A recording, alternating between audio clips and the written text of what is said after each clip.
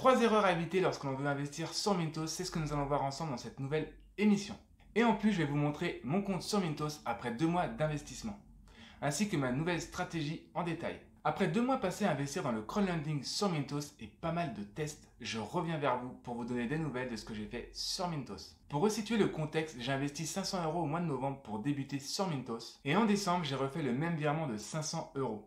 Tout simplement car mon but avec Mintos est de me créer un revenu passif en utilisant une stratégie automatisée, un peu comme pour mes investissements en bourse. Salut, c'est Jonathan, j'espère que vous allez bien. Je suis ravi de vous retrouver pour cette nouvelle émission où je vais vous parler de 3 erreurs à éviter pour investir sur Mintos. Je vais aussi vous montrer ma nouvelle stratégie que je teste sur Mintos.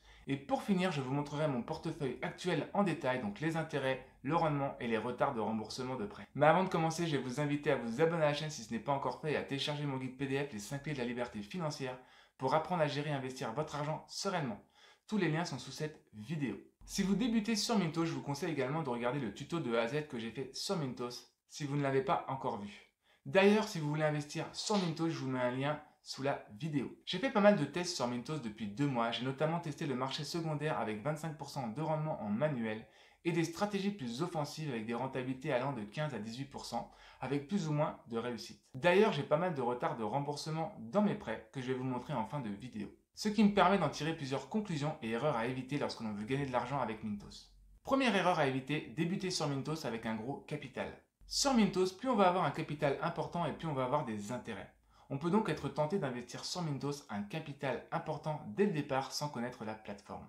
Et c'est vraiment le meilleur moyen de faire des erreurs sur Mintos puisque vous allez vous mettre la pression et sûrement faire des erreurs de paramétrage dans vos stratégies. C'est pour cela que pour débuter sur Mintos, il est préférable de commencer à investir de petites sommes d'argent afin de tester la plateforme. Puisque l'investissement n'est pas une course de vitesse mais un marathon. N'oubliez pas que la règle d'or en finance ou en bourse est toujours de n'investir que l'argent dont on n'a pas besoin. Deuxième erreur à éviter, ne pas tenir compte des statistiques de Mintos. Dans l'onglet statistiques, Mintos met à notre disposition un super tableau qui nous montre en détail les délais de paiement, les bad debt et les défauts. Sur ce tableau, tout est bien expliqué, mis à jour et réparti par type de prêt, par émetteur et par pays. Alors pourquoi ne pas s'en servir pour configurer sa stratégie et éviter les erreurs sur Mintos dues au retard de remboursement de prêts? Par exemple, on peut voir dans les prêts automobiles que Mogo Estonia rembourse ses prêts en moyenne avec 12 jours de retard, ce qui peut être rédhibitoire pour certains investisseurs comme moi. Il faut donc penser à regarder ce tableau de temps en temps pour mettre à jour votre stratégie. Peut-être une fois par mois ou tous les 2 mois pour se tenir à jour. Troisième erreur à éviter, chercher des rendements très élevés sur Mintos. J'ai testé plusieurs stratégies sur Mintos entre 15 et 18% d'intérêt sur des durées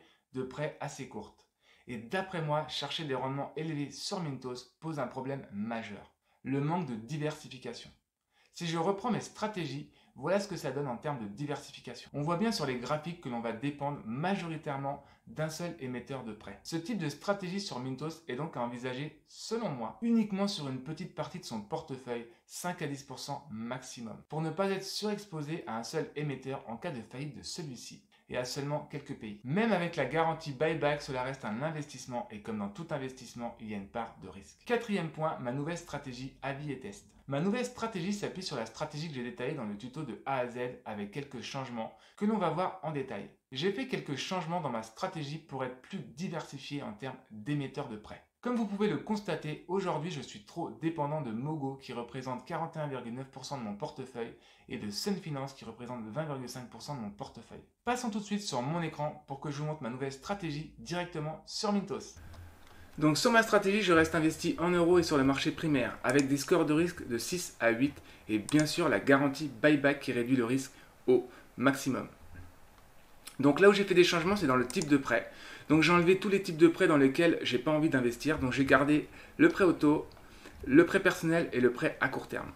Pour les pays, j'ai été très sélectif, donc à tort ou à raison. Donc je conserve la Biélorussie, la Bulgarie, la République tchèque, le Danemark, l'Estonie, la Finlande, la Géorgie, la Lettonie, la Lituanie, la Moldavie, la Macédoine, la Pologne, la Roumanie, la Fédération de Russie, l'Espagne et le Royaume-Uni. Donc cette liste n'est pas figée et va sûrement évoluer dans le temps. Dans ce tableau, j'ai enlevé en plus de ces critères Mogo, Lettonie et Lituanie. Donc ici et ici. Parce que j'ai remarqué pas mal de retard, en tout cas dans mes prêts. Ensuite, en bas de page, donc j'ai conservé les 11% d'intérêt sur des durées de 0 à 6 mois. Donc Sur ces critères, je n'ai rien changé, j'ai gardé les mêmes choses, sauf pour les paramètres de diversification. Donc j'ai cliqué sur Ensemble égal pour répartir le montant de mon portefeuille à 100% sur tous les émetteurs de prêts. De cette façon, Mintos ne peut investir que 60 €, soit 4% de mon portefeuille sur chaque émetteur. On peut aussi indiquer ses propres pourcentages sur les émetteurs que l'on veut privilégier. Avec cette répartition, j'espère diversifier un maximum mon portefeuille, dont je vous montrerai ce que ça donne dans les semaines à venir, puisque sur Mintos, il y a un temps de latence dû au temps de remboursement des prêts. Cependant, si vous faites la moindre modification sur un des paramètres de votre stratégie, il faudra revenir sur les paramètres de diversification pour recommencer votre répartition. N'hésitez pas à partir d'une nouvelle stratégie si vous souhaitez faire une répartition comme la mienne et stopper l'ancienne. Dans tous les cas, vous n'êtes pas obligé de recopier ma stratégie à la virgule près.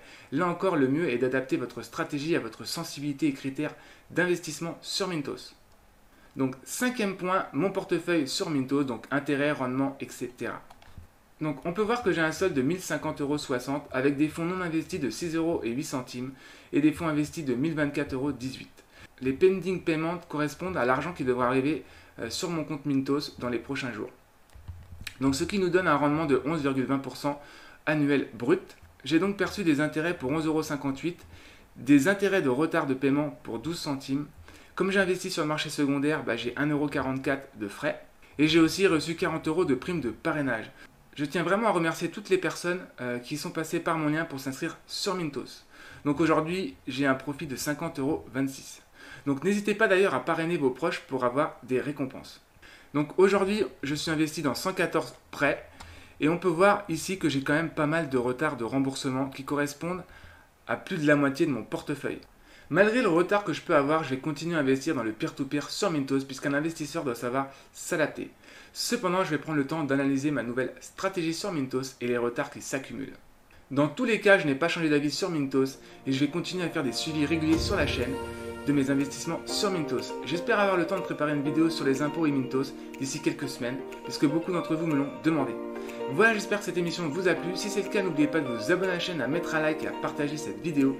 En attendant, je vous dis à bientôt sur Placement Liberté.